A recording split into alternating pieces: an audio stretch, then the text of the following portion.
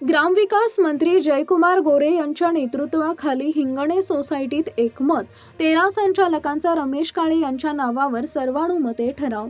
हिंगणे तालुका खटाव येथील हिंगणे विकास सेवा सोसायटीच्या वतीनं जिल्हा मध्यवर्ती सहकारी बँकेसाठी प्रतिनिधी निवडीचा ठराव आज बिनविरोध मंजूर करण्यात आला।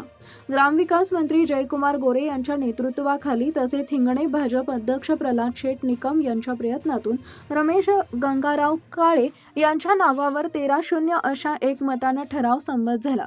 या ठरावाला सोसायटीच्या सर्व 13 संचालकांनी पाठिंबा दिला।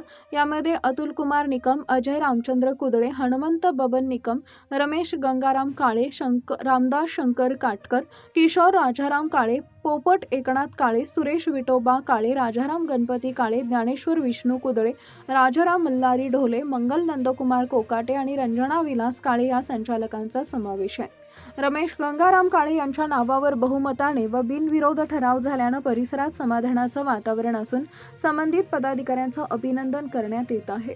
Bureau report, DSP news live.